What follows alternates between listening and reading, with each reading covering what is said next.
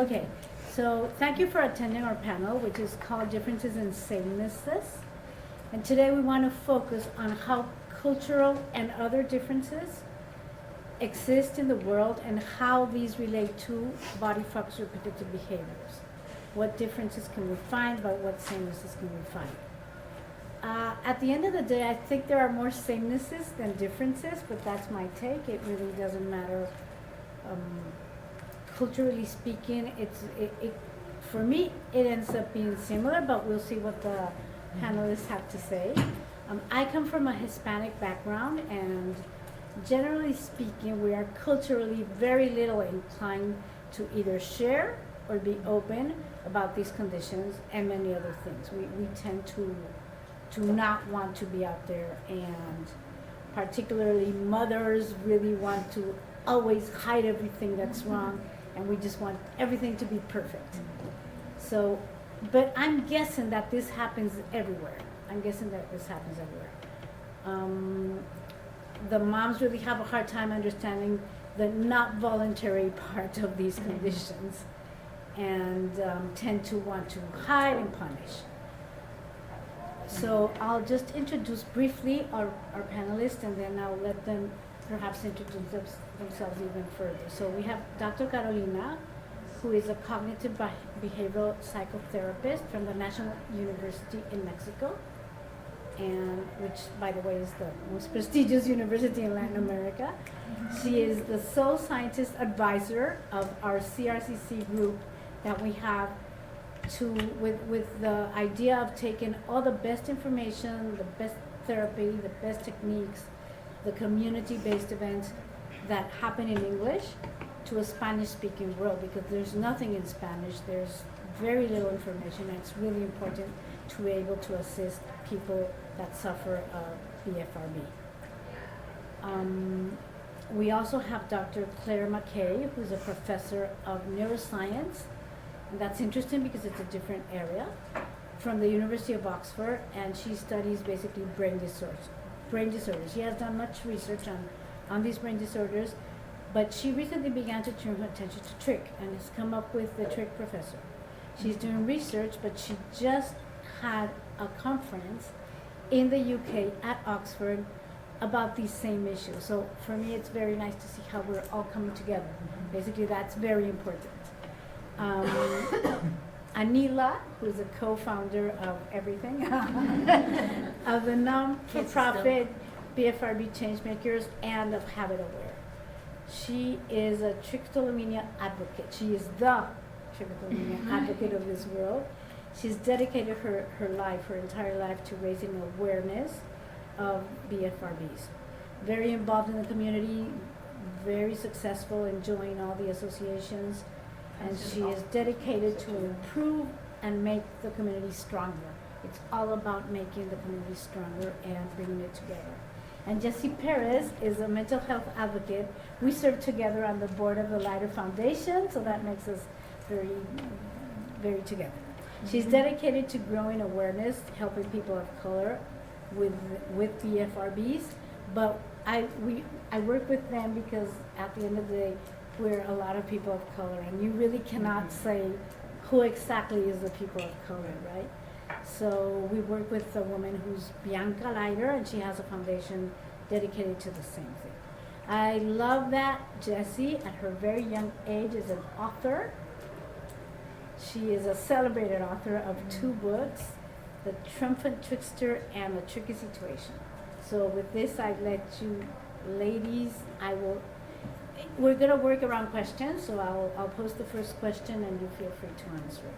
So could you please tell us about your BFRB journey and how you got into either because you were a sufferer or because you were a treatment provider or a research person?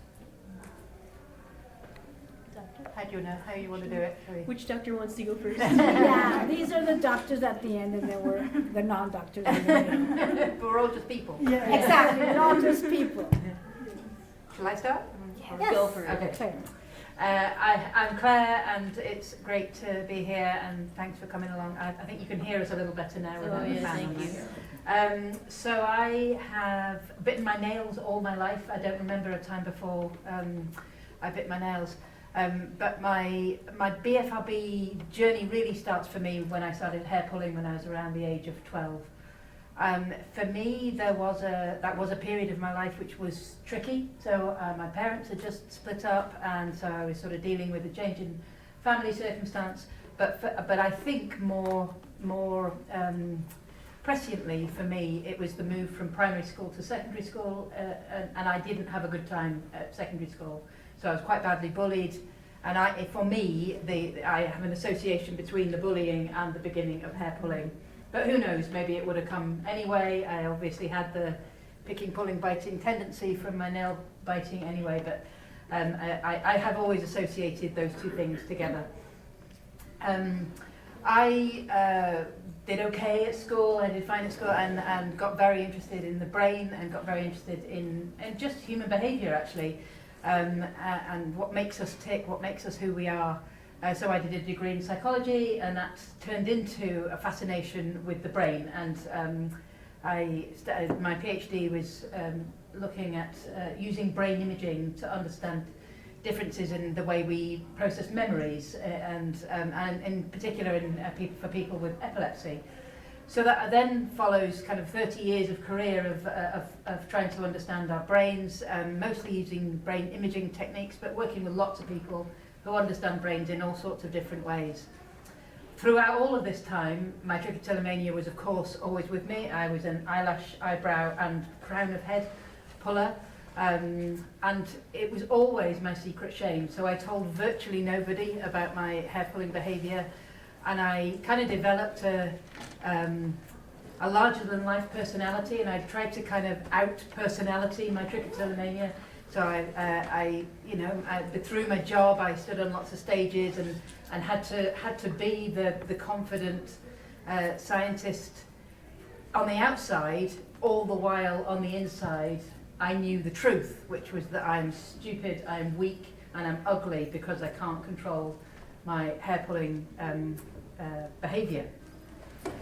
So only about 18 months ago, I kind of got to a point in my career where I thought, well, I don't know, I feel like there's something else I want to do, I don't quite know what it is, so I took a little time out and had a little rethink, and slowly it emerged for me that I've spent all these years studying the brain and studying human behaviour, and all these years, 30 years of studying the brain, 40 years of living with this disorder, maybe I could put the two together and try and do something useful. It was an aha moment. It was actually not even a moment. It took a while for it to kind of emerge for me that it was even a possibility. And obviously I had the kind of, oh, but I can't do that, but maybe I can. Oh, but no, I can't do that, but maybe I can. And so eventually the maybe I cans won, and so I started to be open about my hair pulling disorder, and it's kind of been an amazing journey since then, and meeting lots of amazing people who are doing their similar versions or similar versions of the story, and I'm so glad. And the biggest feeling I have about having come out about my hair pulling disorder is feeling whole. I don't have to hide half of myself anymore. I can be the neuroscientist and the hair puller, and I don't have to be one or the other. That's incredibly nice. Thanks. Dr. Garnier, you want to talk about how you got into this field? Thank you. Yes, I'm also very happy to be here because when I was a student 20 years ago, I started reading about this, and I saw it in my family. And then I have a partner who had a mom that could give him 10 pesos for every, how do you say, cana? Every gray hair. Every gray hair he pulled out from his mom. Oh my And I God. was like, we are in trouble because we are going to have kids at some point. And it has been a really nice ride because, as Claire was saying, when I started looking for books or treatments at school, nobody talked about that. It was a little bit of shame around it. And I think I don't know, 10 years ago, I kept reading, but I felt a little bit alone because, well, we will going to talk about that afterwards, but as they just, or a lot of people think it's just nervousness or something like that. It's not really something you should put budget on it. So since Janet and I met in the context of the pandemic, and we started seeing a lot of behaviors coming out of the closet and not having anymore the stigma with millennials that are very more open about their mental health issues and about seeking treatment. As I work at the university, we started thinking of the chances of designing some treatment for colleagues, some more research, that it's something we are very poor at in Mexico and Latin America. And we have been doing a little bit more about that and keep on training people, parents, schools, to try to be these gatekeepers of the body-focused repetitive behaviors. So it has been for me like kind of a personal thing, but my work mainly has been more related to trying to find, and that's the main reason we are here, because we are very interested in collaborating with researchers that have had this very, very long road with experiences, and trying to understand also. So this panel is really important for us because we can, of course, adapt or understand treatments, but we have a lot of things that make us different that we should take account of. So I'm very happy to be here, and thank you very much. Thank you. What about You Jess? wanna You wanna go? Sure. All right. Hi everyone. My name is Anila Idnani. I am one of the co-founders of Habit Aware. You know, we're sitting here talking about differences and samenesses, and Claire, I've the same story. I moved when I was a child, and I was bullied, and that's around the time I started hair pulling. But to your point of you started with nail biting, mine was thumb sucking and then hair twirling. So again, that idea of we had these tendencies, and our body, our subconscious mind, was looking for ways to self-soothe, and it just, with different life events, escalated to hair pulling. So for me, it was moving, being bullied. I actually moved from where Jesse grew up, Hicksville. I wish I never left. And then in high school, my dad fell sick with cancer, and so my entire high school career was in and out of hospitals until he died when I was a senior, or almost a senior in high school, and that's when like the hair pulling went wild. And then I think like a lot of us, I hid for 20 plus years because I thought I was alone and messed up and weird, and I don't know, think of all the things that we've told ourselves because we do this behavior. Which is a misperception. And then a couple of years ago, I was pregnant with my first child, and I pulled out an entire eyebrow, and you can go check out the Habit Aware table and see what that looked like. And my husband noticed finally, because I had 20 years of experience of knowing how to hide it. No one knew. In fact, people would compliment me on my eyebrows, and I'd be like, I'm like, great, I'm an artist. I can draw really well. And my husband took to the internet, tried to understand what was happening, and noticed when I was pulling, and one day we're sitting on the couch, I'm pulling, and it was this aha moment of, I wish I just had something that notified me, and it didn't exist, so we built a smart bracelet that I no longer have to wear because I have used that to build awareness. Jesse's wearing it though. To build awareness, and awareness is that first step. And so with Habit Aware since 2017, we have seen probably the most people with these conditions and really deeply understand the trends and the thread that binds this community, all the different little things that go into why we pick, why we pull, why we bite our nails, and have that system that we've created of learning how to be aware, but then also learning how to truly take control of these things is again, to your point of, is my life's work. So I'm really blessed to be here and really grateful that you are all here as well. So, to Jessie.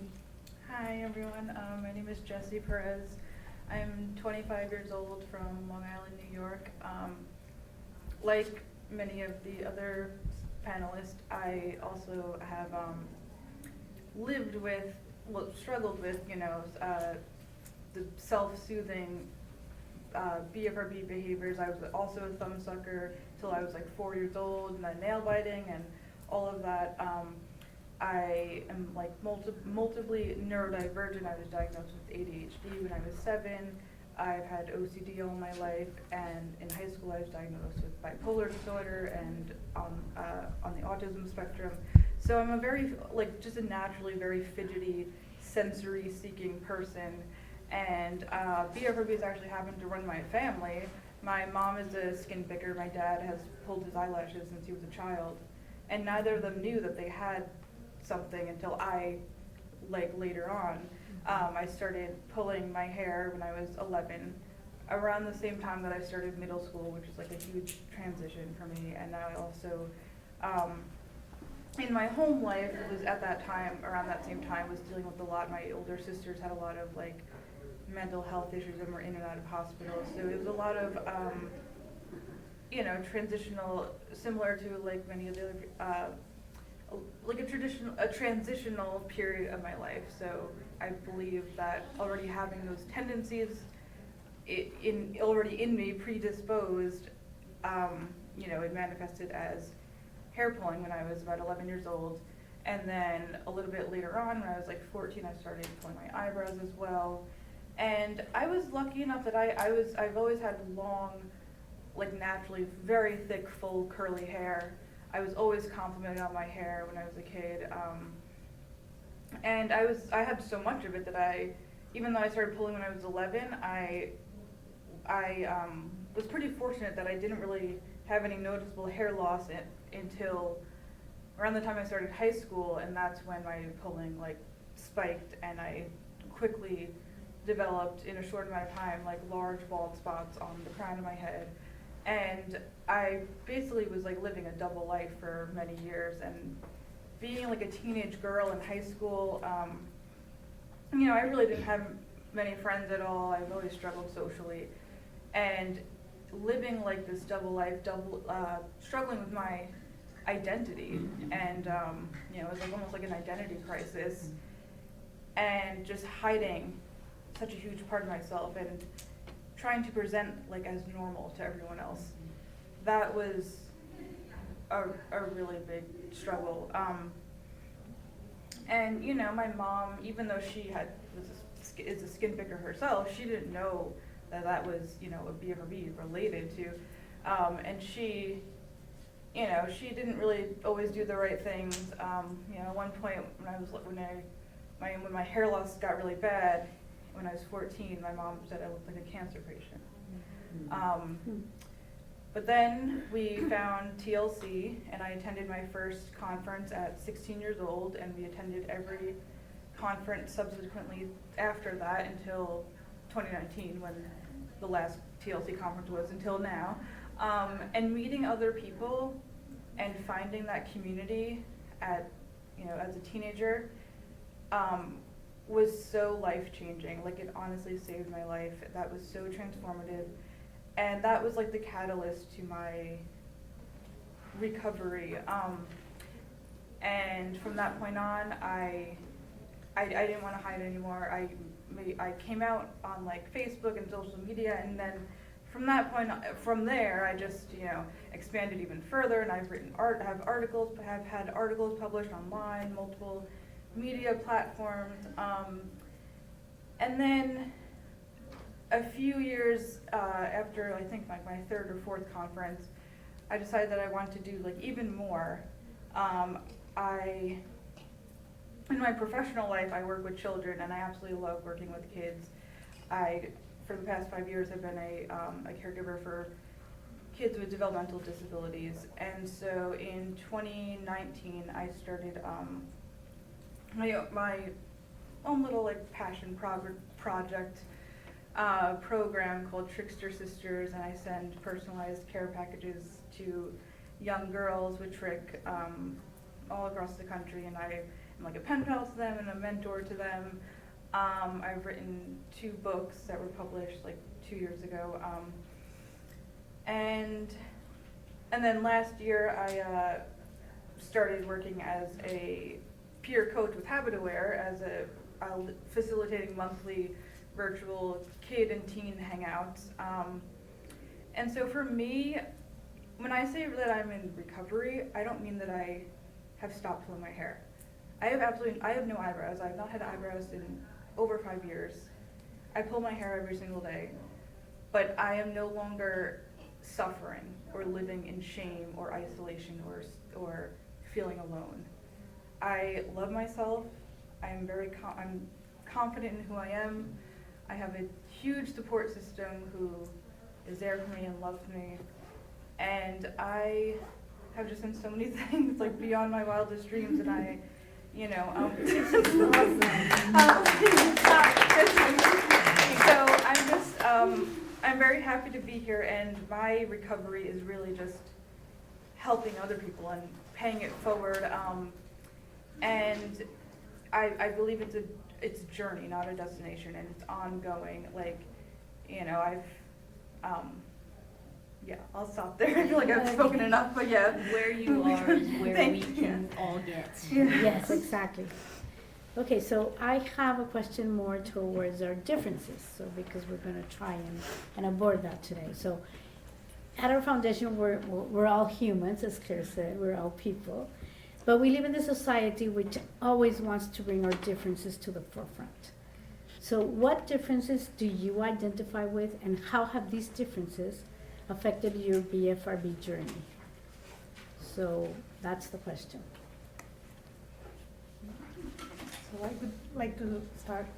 I think one of our differences compared to the United States, for example, is the quantity of studies and randomized controlled trials, instruments to measure, groups,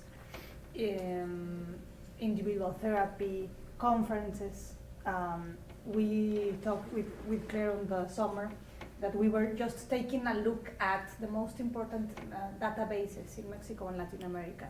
So I think that is a big difference, no? Because we will talk afterwards about where we're similar in other things, but I think that's a very important thing, the understudy, or I don't want to say it's a loss of interest, because they are so prevalent, they are so common, but I think they are normalized, and a lot of people could think that they shouldn't be studied. The training for colleagues, it's important. And other differences is that Latin America is a lot more towards the family. So I think that treatments, of course, should try to understand a very complex set of behaviors, instead of calling it a disorder. But I think we, in that difference of how to involve parents, family, grandmothers, that a lot of our moms help us raise children, and we are very close geographically. That makes us a little bit different. And then I think we have also things in our culture. I tell my students that for me it has been really interesting to see how many people in Mexico, mainly women, now have a part of their salary goes to nails and hair products, no? And the amount of videos, TikToks, or podcasts, tutorials about hair. So in Mexico, one difference we have is that we have even rituals about braiding, about going to the hairdresser, to having some time, and then messages from our moms. We come from this historic independence from Spain, and even though we were known by the Aztecs, for example, we were known by, they were really clean people, no? That was something that amazed the European culture. But this caring about the body, about the skin, these very primitive spas, no? So all this culture we have around the body, the cleanliness, and the hair. For example, if you go to an Acapulco, it's a very, very popular place in Mexico. One thing you maybe would do if you are a girl, it's go and braid your hair because it's part of the experience, no? So all these things around, and then the touch, no? So moms in Italian, Mexican cultures are more about touching, and that compared with other cultures. That doesn't mean, of course, these old theories, as they were saying on the previous conference about variables related to abuse, or I remember very early in the last 100 years, that maybe that children who have moms who were like refrigerators will have this, no? That doesn't, but of course we have to understand that we touch more ourselves when we greet, when we are at parties, very sensitive. So I think some difference. And then we have differences very concerning to me, because COVID was a great example. In Mexico we have one of the longest lockdowns and the more number of deaths. Not only attributable, I think, to the government, but of the stigma towards mental health. So men not only died because the virus was complex, but in Mexico, I always tell my students, if you have 2 campaigns of cancer, for example, and you offer free screening for men and women, you will have a lot of women taking care of themselves and men won't. So men in Mexico, we know this happened a lot in between this gender variable, but in Mexico we have a really, really problem of violence and substance abuse, and men won't talk because sometimes people are trying to understand, why do I do this, no? And I was really, really moved about the first presentation we have because we have this religious background, of course, and a lot of women are praying or asking God instead of a professional helper to get rid of the trick, no? Parents and mainly our fathers won't talk about these behaviors that can be just a heritable thing, but they would never talk about those, and people will feel more alone because they cannot find out where does that come from. So I think that's a very big difference. And if fathers are more in systemic therapy, it's called more peripheral. So moms sometimes with these messages about being, or I have a daughter now, so it's like a kind of little contest of who of the girls has the best hairdo, no, in primary school. And that doesn't happen. When I went to England this summer, it's not the same, the collection we have of ribbons, and it's incredible in Mexico, no? We even have high prevalence of this hair traction problem because we do these hairdos that are so pulling, no? So I think that's an important difference. And of course, I think in every country it's present, but this health gap between someone having these behaviors that are giving the person kind of a need of looking for help, and receiving the evidence-based treatment for that can take, the data said, from 8 up to 20 years, no? So I think in Mexico and Latin America we have this problem, no? This very, very health gap and mental health gap. And the last thing I would like to say is the very little psychiatrists, psychologists with this very specialized treatment compared with how many people we have. So we know that people who live in urban areas have less health gap, but 60% of people in Mexico don't live in urban areas, are below the levels of very serious poverty. So I think that makes a very, very big difference. Okay, who wants to go next with our differences? I'm just wowed Yeah. by everything you just said, like everything. I'm just, the cultural differences, financial differences that you hit on at the end there, like there's so much. It's It's really, really interesting. For myself, so I'm not talking about a whole country or a whole culture. On really, the differences that I sort of identify with are, my parents are from India, so I'm first generation American. When I moved, I was moving from a town that was relatively like cool. Like people didn't. I mean, I was 8 years old when I moved, but up until 8 years old, I didn't see myself as the poor Indian kid. I just saw myself, the poor Indian girl, right? I saw myself as just another one of these kids. And when I moved, it became very, very apparent that I was being othered. And I think that's really like part of the process. And you know, we talk about like hair care and girls and stuff. I was a tomboy, so I didn't care about my hair, you know? I didn't care the way that other kids did, but that was a thing that they used against me, that made me feel uncomfortable, and then that caused me to now like worry about, oh, I'm Indian and I'm hairy and I need to get rid of this hair on my body. My eyebrows are really bushy and everyone else has these like perfectly tweezed, you know, like thin brows, and so I got really self-conscious about how I looked and how I talked, and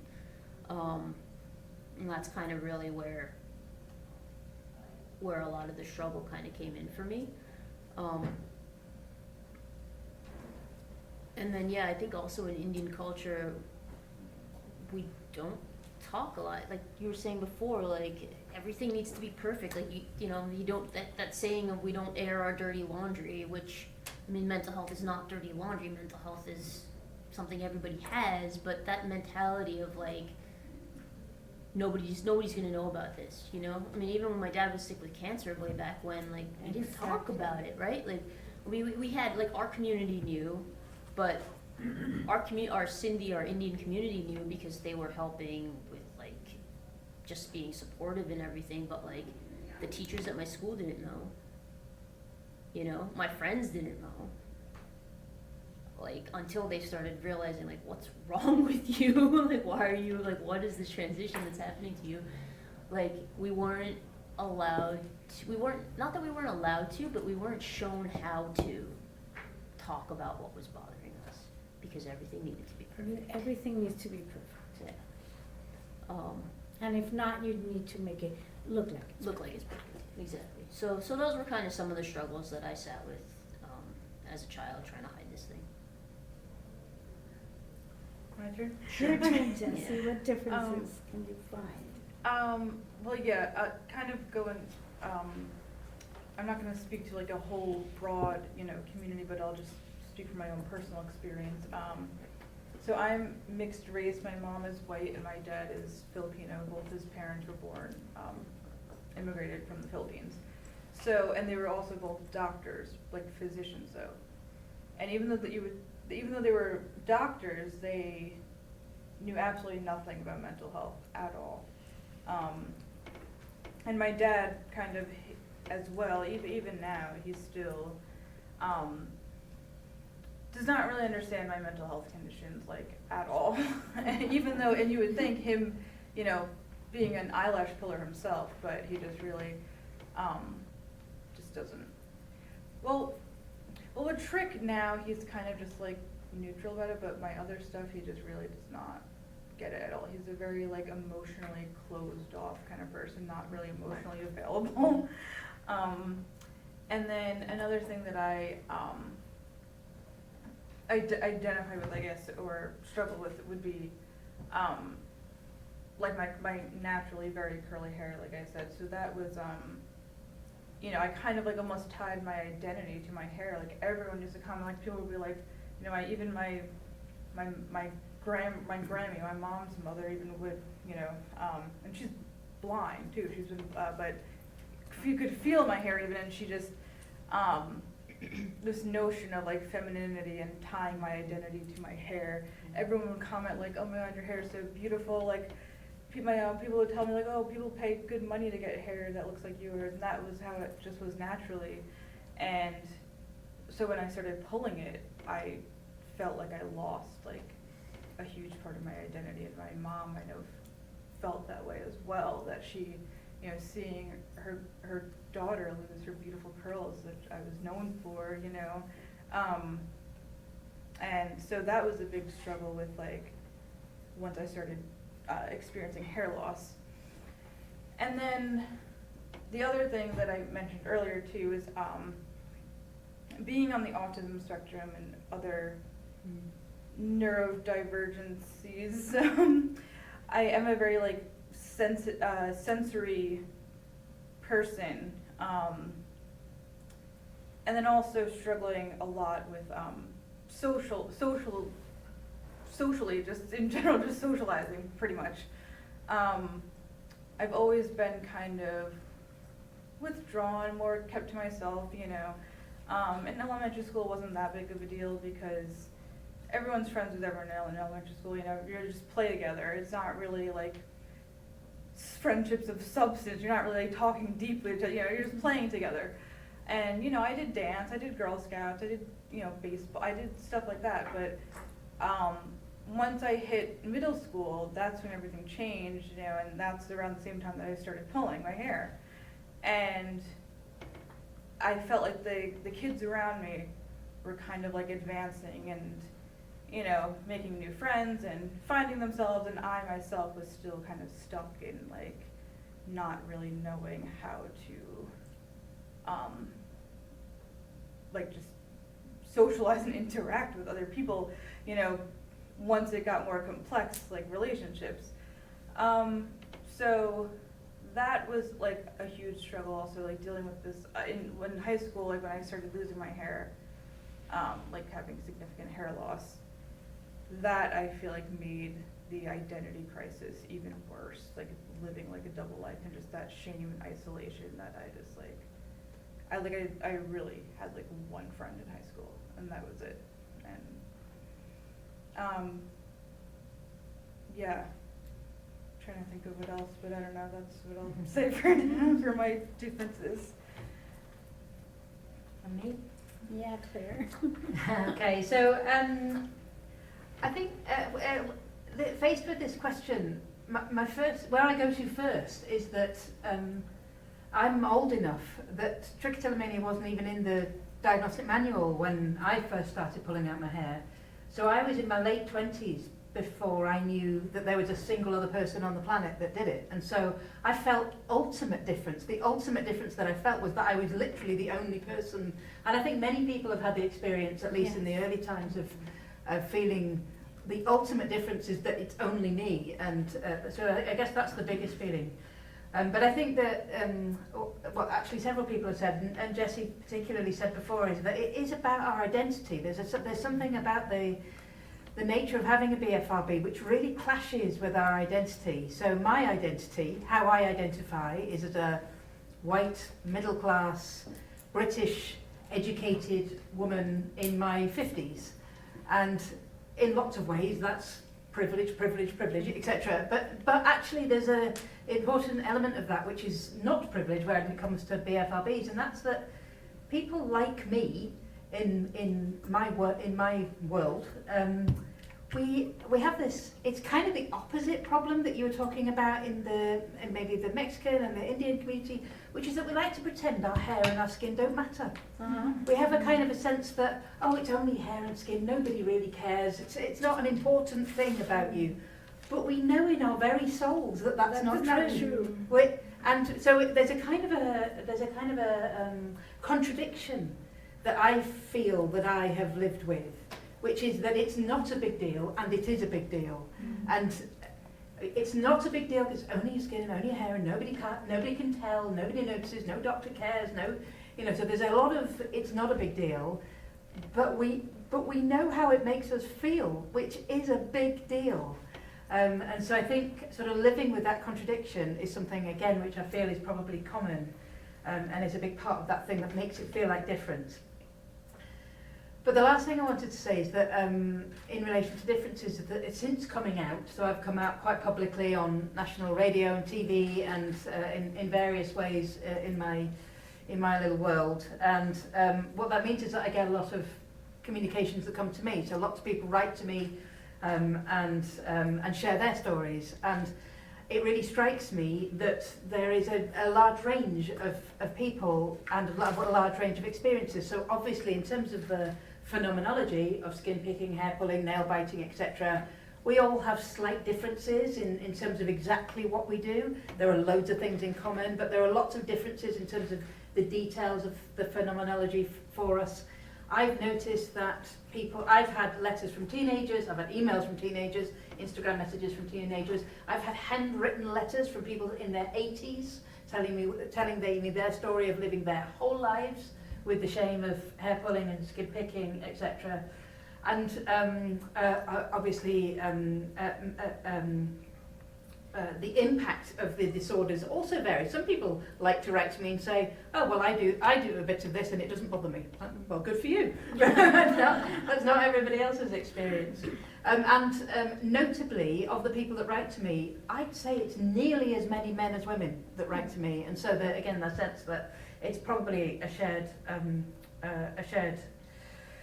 phenomenon. So well, I guess we'll go on to talk to Samenesses, but I think that there's a large range of difference in the phenomenology. The details of the impact that it has on us has a lot to do with our identities and our cultures and our backgrounds, etc. And for me, as a 50-year-old white woman from Britain, actually thinking about identity wasn't even in my vocabulary until fairly recently. And so I think it's really helpful to think about what is your identity and how does this impact you particularly. And what other identities you might find out there, or other Yeah. It's difficult to go outside of your little box. It's hard. Yeah. But once you're out, you're like seeing all these things. Yeah. And the identities that are given to us. So the identity that was given to me was that I am calm, confident, and happy. And I'm very good at wearing that mask. You know, I look calm, confident, and happy. And so that sense, again, that sense of contradiction with, okay, that's how I'm supposed to look in the world, versus the shame, you know, the stigma, etc. Can I ask you, Dr. Claire, to speak to a little bit of what Dr. Carolina was talking about in terms of treatment in the UK and like what you see there? Like, are there differences between sort of what you've heard talked about here today in the US with BFRBs and what you see maybe in? Well, so I come from a country where there's a National Health Service. There is zero, if you go onto the NHS, the National Health Service website, there is a page on trichotillomania. But if you go to your NHS doctor to look for treatment, if you're lucky, first of all, your GP will general practitioner, primary care physician in the UK, will almost certainly not have heard of BFRBs. I've talked to several, and some of them are my friends, they've never heard of it. And if you're lucky, they'll send you on for generic CBT.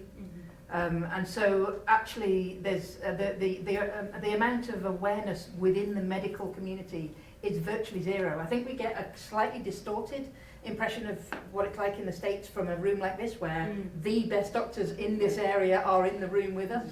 But actually for most people, they really struggle to find a doctor who or a therapist or whatever it is who has any detailed knowledge of what BFRBs are. And so I think there's a huge amount of work to do to raise awareness and training, etc. And obviously there are a few specific individual kind of private providers, and you know, some are evidence-based, some are not. Lots make great claims, you know. But yeah, because I've come from a land of the National Health Service, my objective is to get training and knowledge and awareness into the health service that's available for everybody, rather than for individual practitioners to be able to make some money. Yes. So we're going to go on to our samenesses. So because again, we're all human in our core. How does this hurting and this healing transcend our differences? How do we get to the samenesses? I just want to make a quick particular thing about gender because you touch a little bit on it. I don't know, in Mexico we have the experience, or I would say Latin America, where men definitely never, ever, ever would agree to have a BFRB.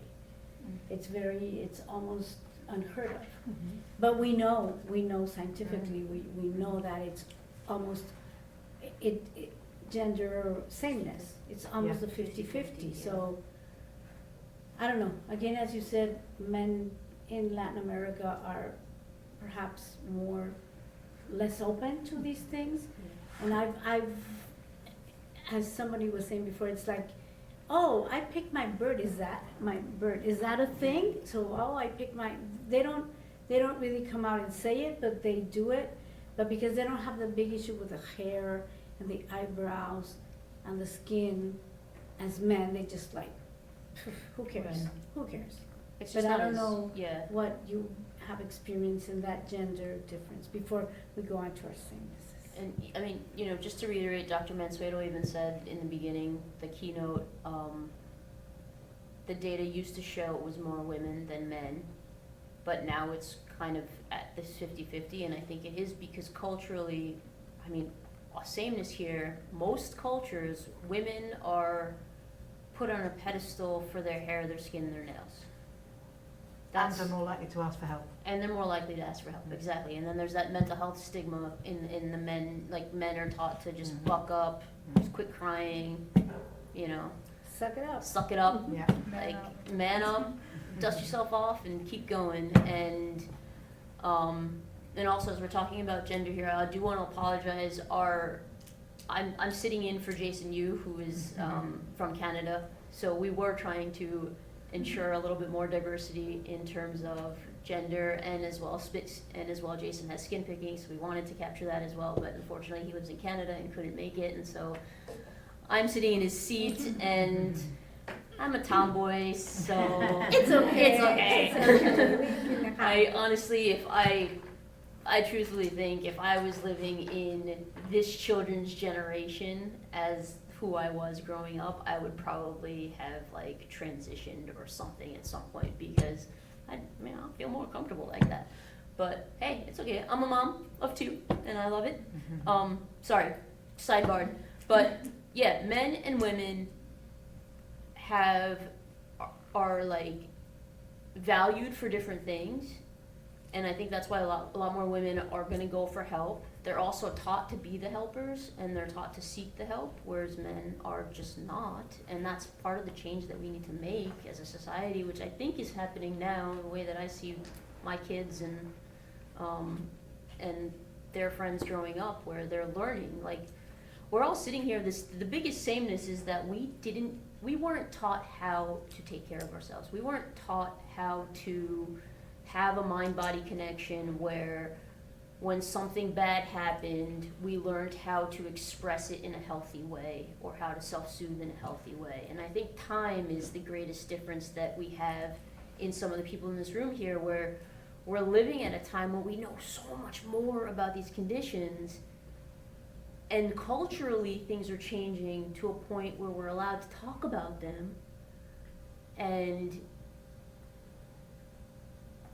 it's just gonna make it easier for people today, no matter what age you are, no matter gender, whatever it is that your difference is, that you will be able to find some semblance of recovery. Can I make a question or a comment? Yeah. Absolutely. Okay, Yeah. don't mean to do. We're about to jump into the We questions. will, but Yes, let's come just on. do it. The difference is, something that's standing out is, I was listening to another talk at a conference in April, and they were emphasizing the beauty market, and that, you know, it's more focused for females, and it's $1 billion, you know, Billions, yeah. billions, Enterprise, billions, yeah. and there's this appearance ideal presented to young girls and of all ages, and I think that might further emphasize the disconnect between males and females in this Exactly. market, and then increases the shame that, you know, I'm not looking like this, or that I can't use these various products, and just kind of standing out to me of this like difference and kind of across the world. Cultures. Absolutely. You look at like Men's Health magazine and, you know, what's any women's magazine, and like the headlines are how to look beautiful in various different ways, and here it's like how to muscle up and How to look strong. how to look strong, right? How to appear strong, right? And we're being taught, if you're not like that, It's not okay. it's Yes. not It's okay. not okay. But it is okay. Like you talked about neurodivergence, like neurodivergence is the new normal. Show me someone who is normal. Seriously, What show me is someone normal? who Yeah, is what normal. is normal? We don't There know. is no one that is normal. It's this ideal that media and culture and whoever has decided, like, we get to break these chains. And we are. And we are. Can I didn't go- answer your can I go on question, the, so please go. Samenesses? Yeah, Samenesses, let's go. Because I've got a really important one that Yeah. made a massive difference to me. And it was early, I'm a neuroscientist and I'm trying to understand why I have uncontrollable urges to pull out my hair. And my natural curiosity took me to ask the question, well, what is it, what about other animals? And so what I learned is that a really important thing for everybody with a BFRB to know is that primates all pick and pull and bite. It is normal primate behaviour to pick and pull and bite.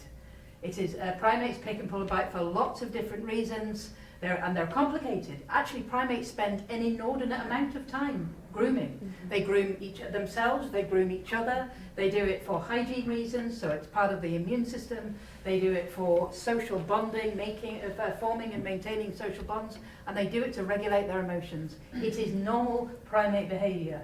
And that single fact, to me, took away so much of the shame that I felt.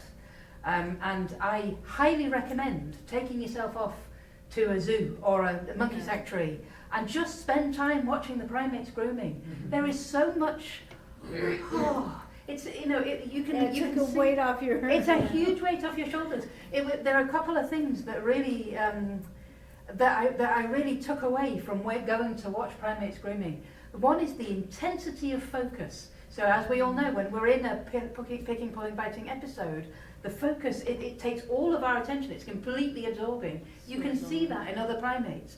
And the other thing that I observed is that when primates pick and pull and bite, it usually involves the mouth. So they'll pick a bit and put it in the mouth. They'll take a bit and put it in the mouth. So this sense that we have of having rituals that either involve biting or I stab my head on my lips, for whatever reason. So there's something, it's hardwired. There's stuff in there that's hardwired. And actually, a super useful phrase that I learned by someone called Franz de Waal, who's a primatologist, is that one of the biggest differences between human beings and other primates is that we are much more normative.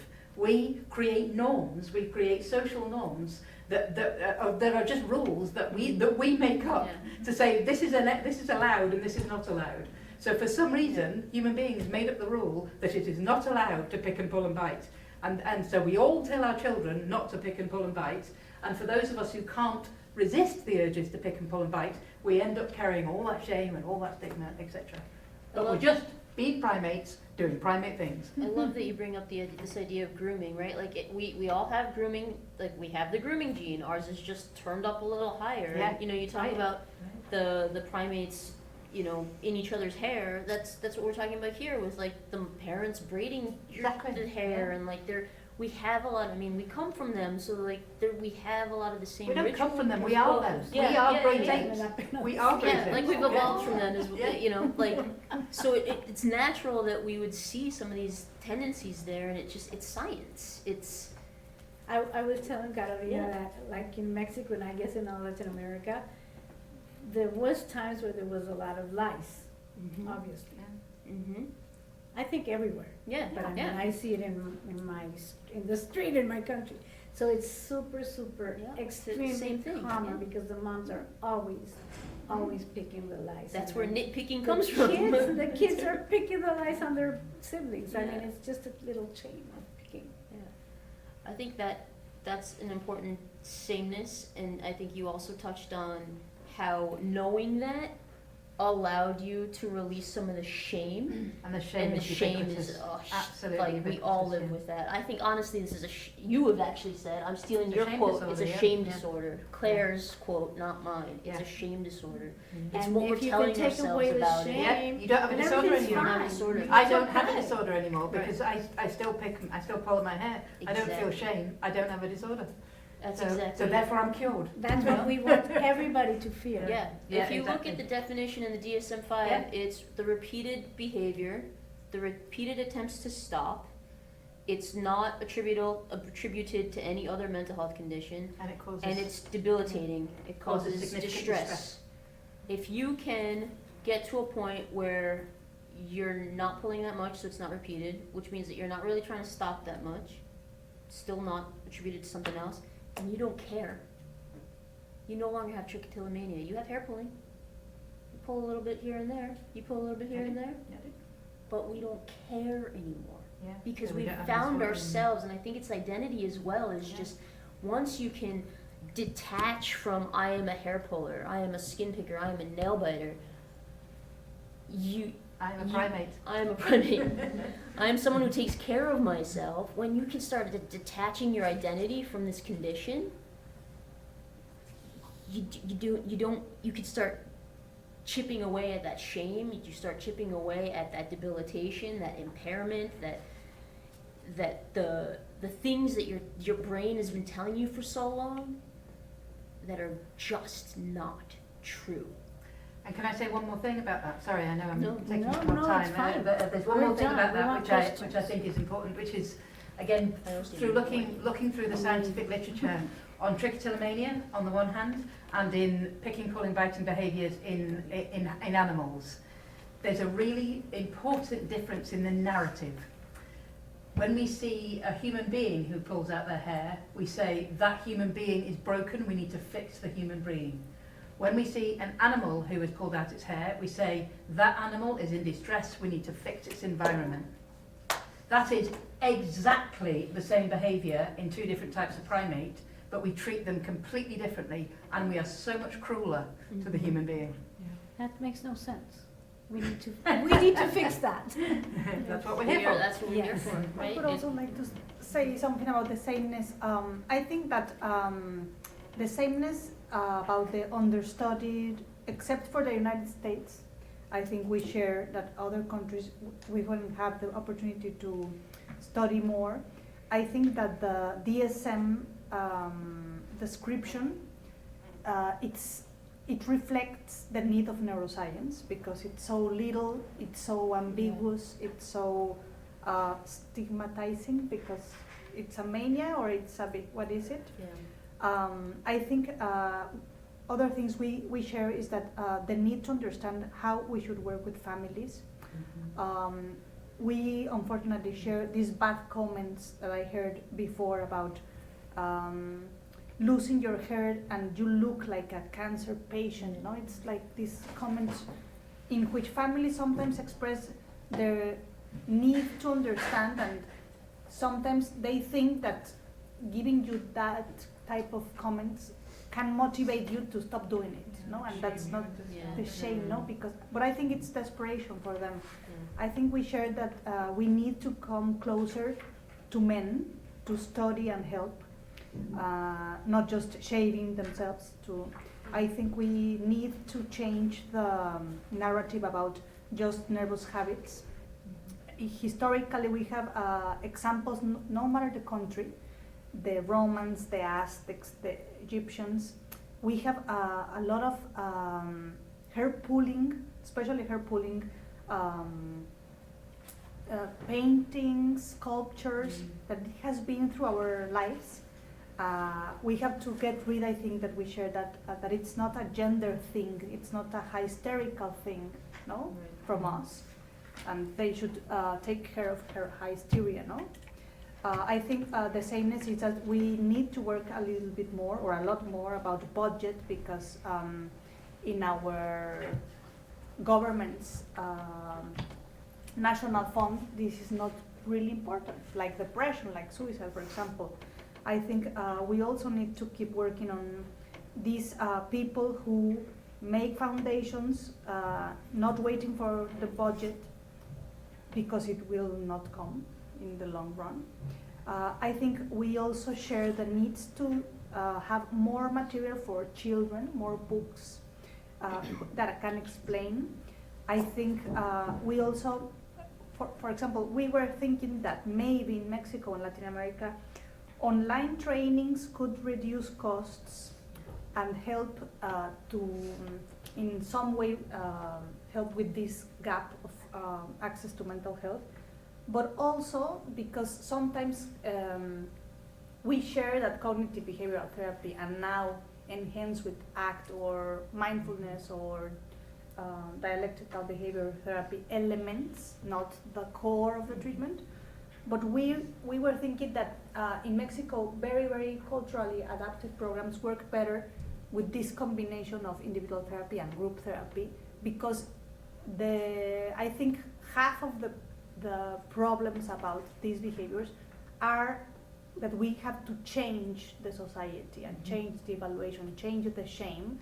And if you only work with one person at a time, she doesn't, mostly women, she could not feel this impulse the group gives you and start doing this awareness in little groups and more groups and more groups. So I think it could, for me, it's not congruent to just see one person face to face and not, and I think there's the other sameness. We are convinced that we need to keep on working with families and key respondents. For example, we have been surprised about the resistance of dermatologists. No, so we knock the door of conferences and we are really working.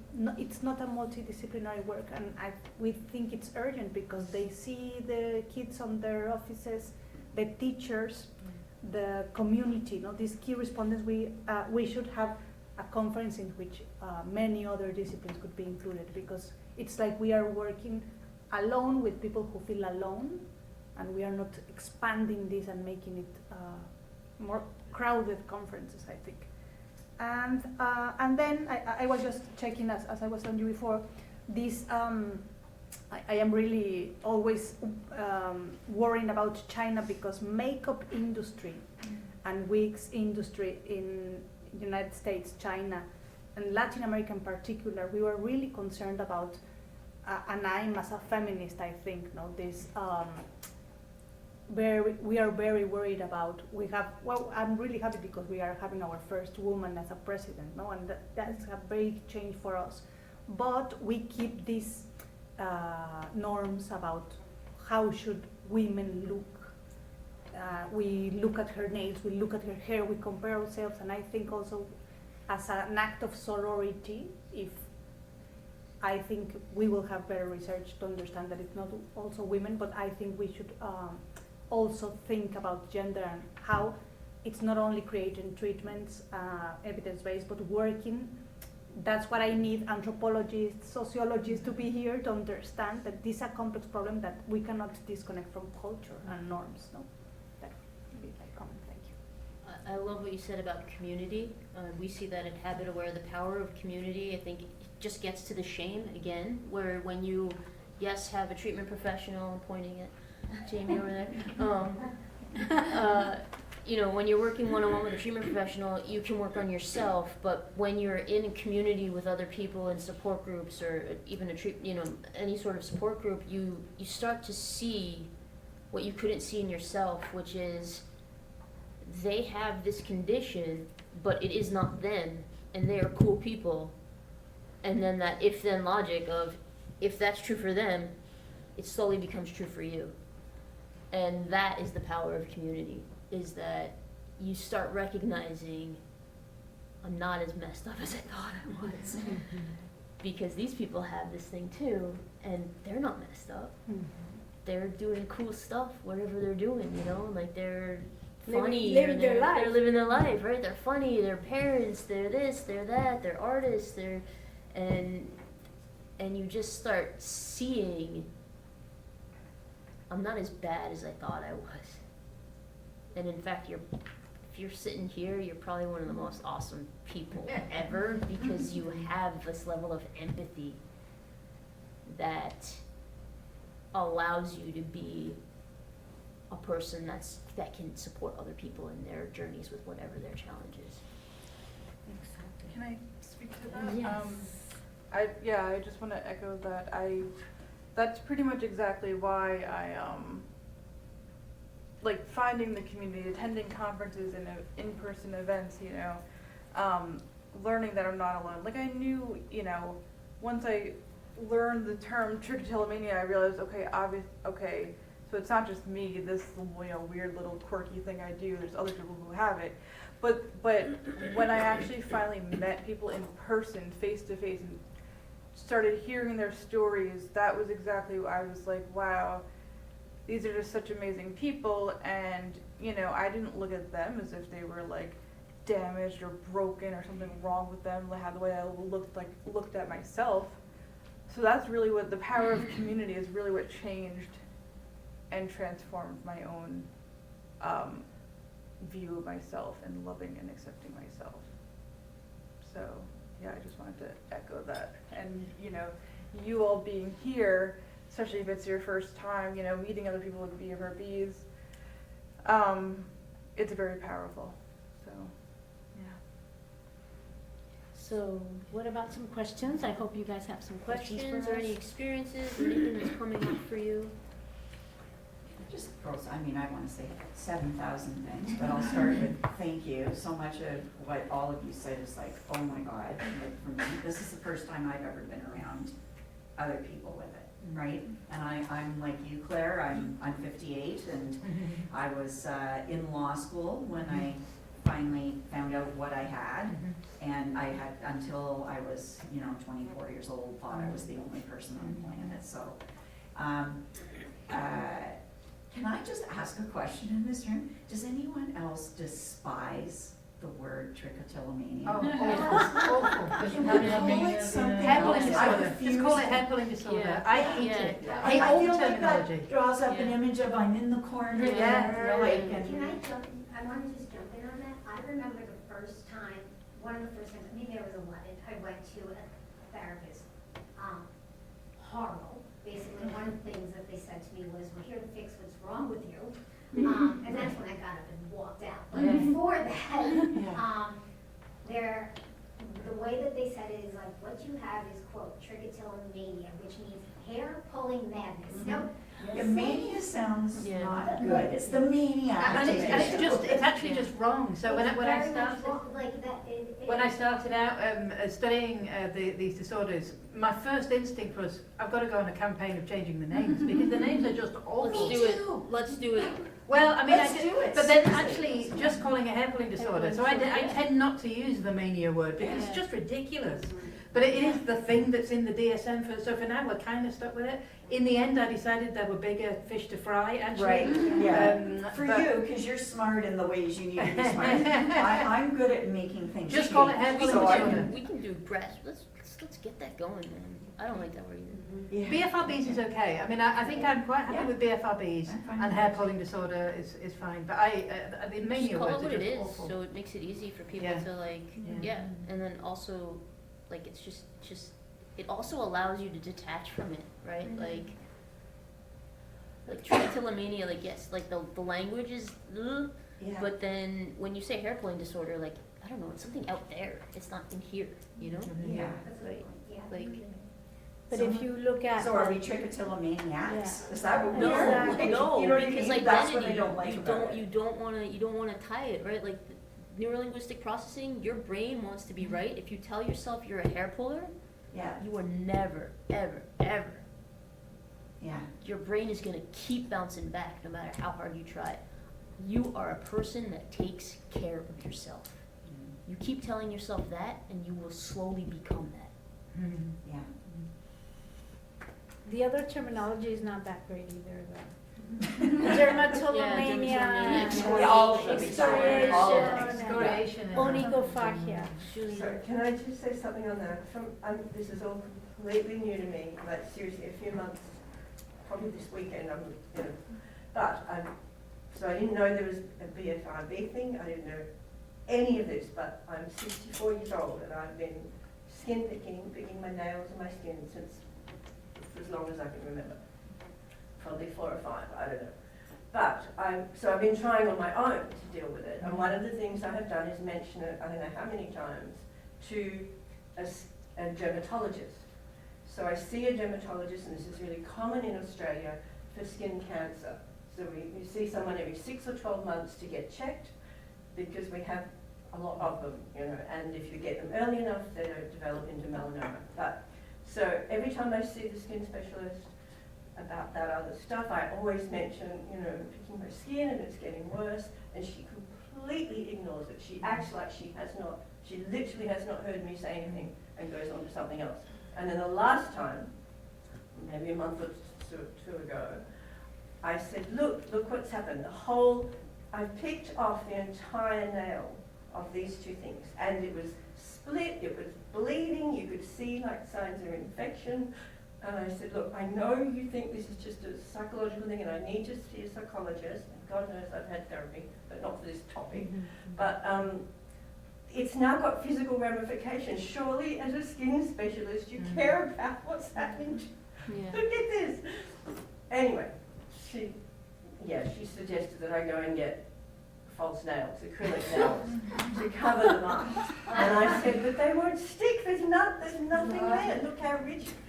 But she's never had them, she has perfectly normal nails, so she didn't know.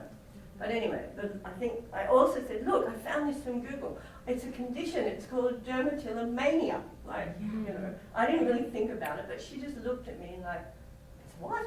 I said, it's called dermatillomania. She said, trichotillomania. I'm like, no, that's hair. There's dermatillomania, she said.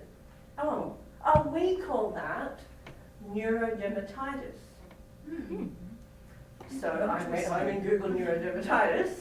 So I don't know, maybe that's a better name, I don't know. But it seems to be, it's a result of a rash. So there's some rash or something in the skin that causes you to scratch or pick at it, which I did not relate to at all. It's the same thing. So I don't think what she meant was relevant. I think you caught her off guard and she Yeah. just She said has no idea. She has no idea. It wasn't as okay with saying, I don't know. Yeah, exactly. That's Yeah. the Exactly. thing, right? Like the behavior might be the same, but the intent is different, and completely therefore it has a different different. name. Yeah. Dermatitis means inflammation Information, right? Yeah. It's not the same thing. So she didn't understand at No. all that, like, how different Yeah. it is, and you know.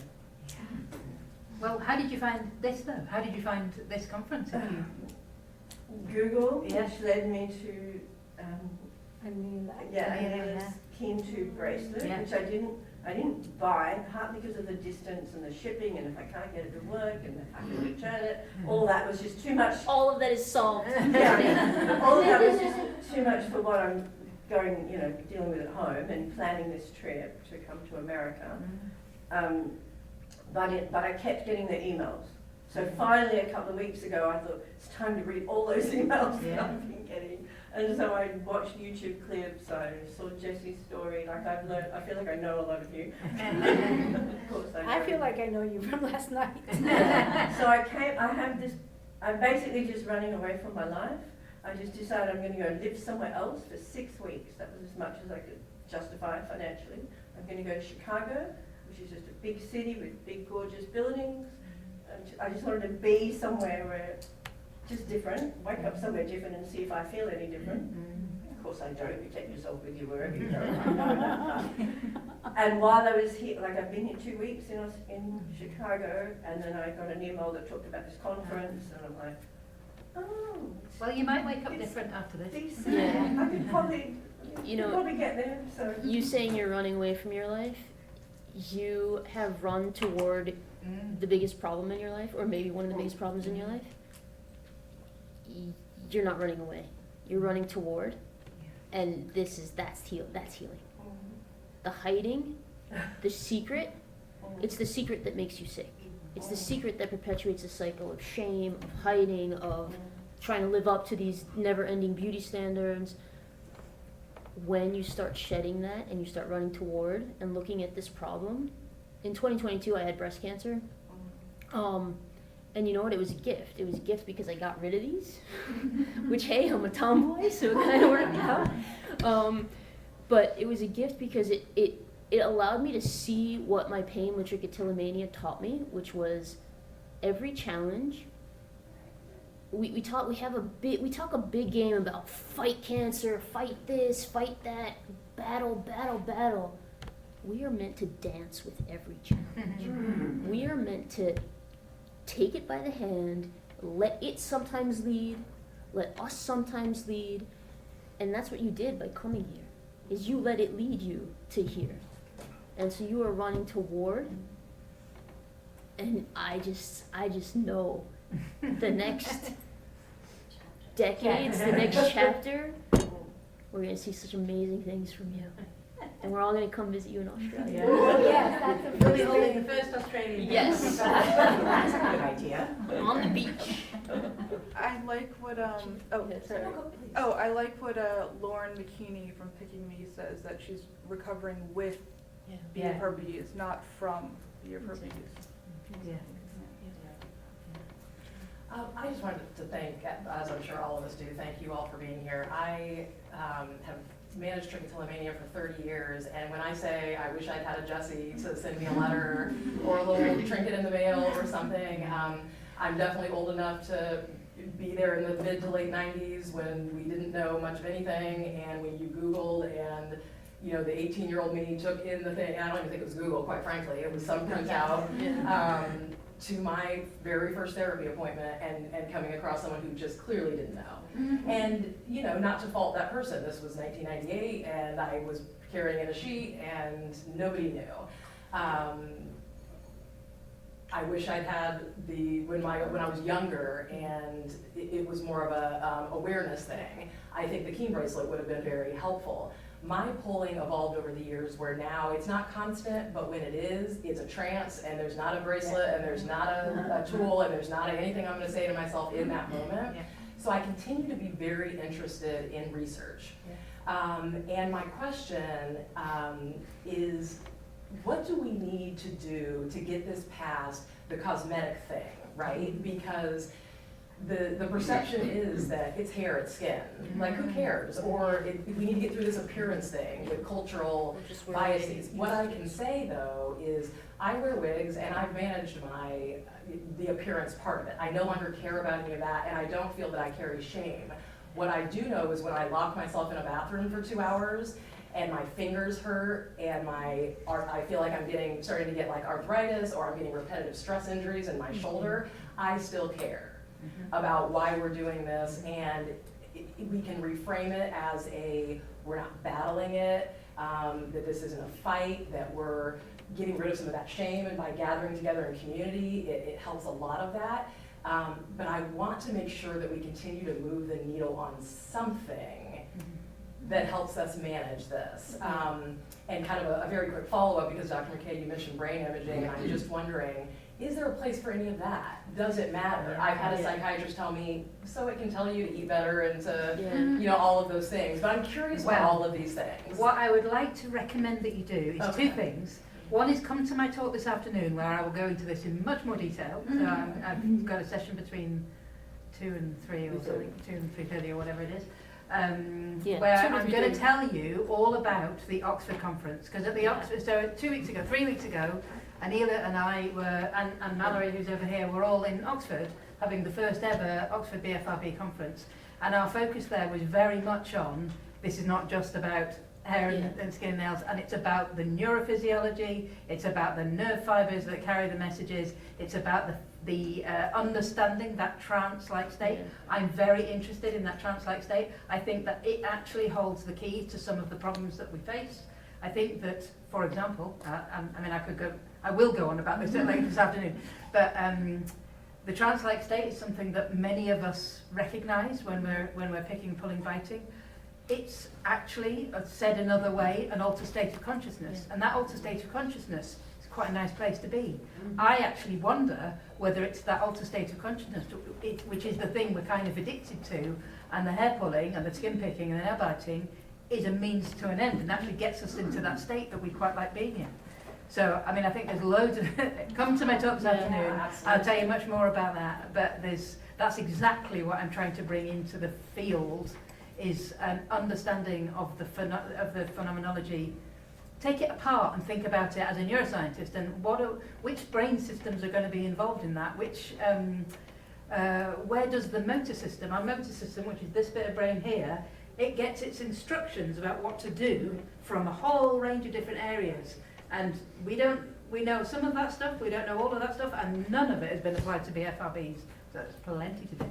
Yeah, and even, Dr. Masueda this morning talking about like the 5 different we're all Yes. so different. Yeah. And when there's all these different triggers and starting points and all of the thing, I would be fascinated to take a look at our brains and kind of, why do some of us, is it more of an awareness thing, where we just don't even realize we're doing it? And for Yeah. others of us, why does this itch?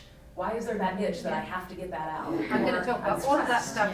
Yeah. You know, and so I'm fascinated by it all, and I just want to make sure that we're continuing to ask the questions Yeah. and Oh, yeah. to stay curious. And for those of us who do kind of hope for some relief, that we kind of continue to have those conversations. Yeah, I don't think we know enough. Yeah. Nowhere near.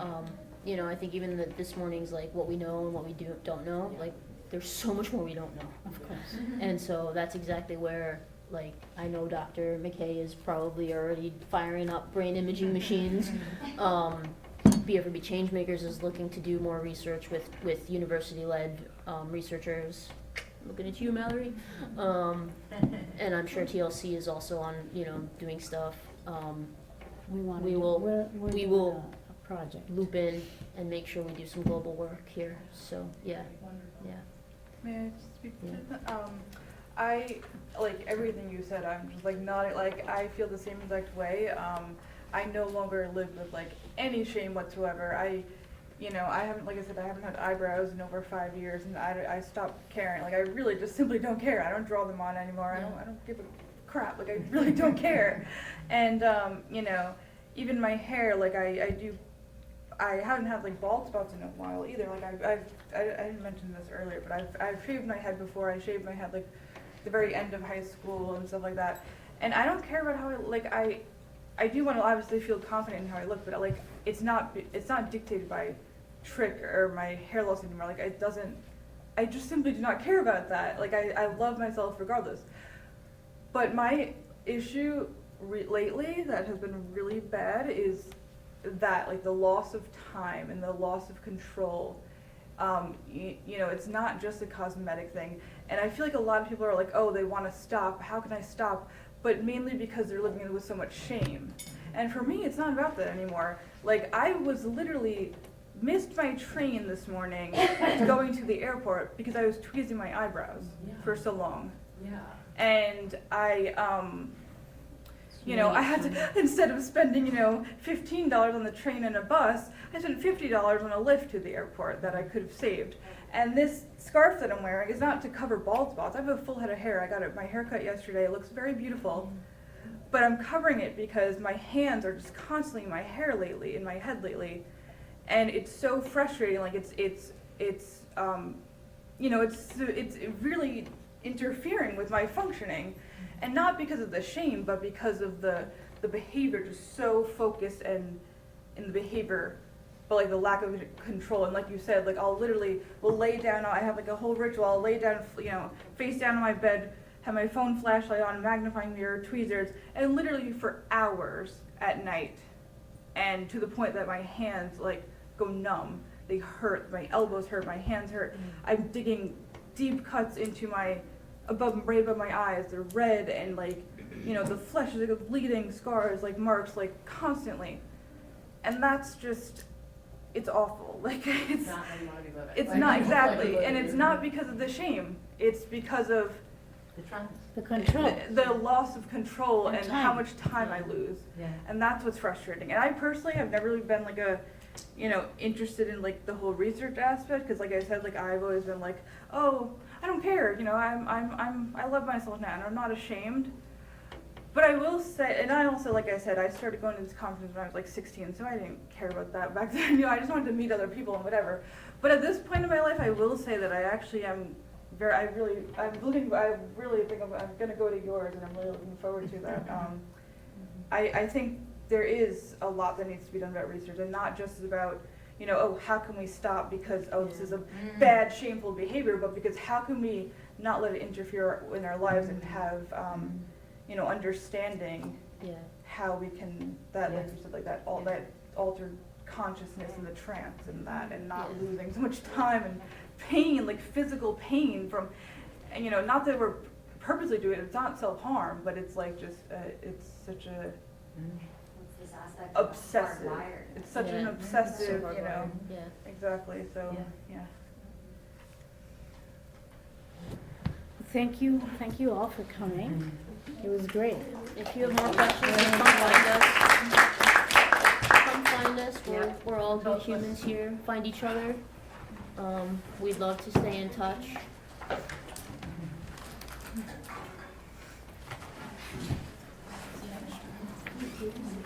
Is it lunch?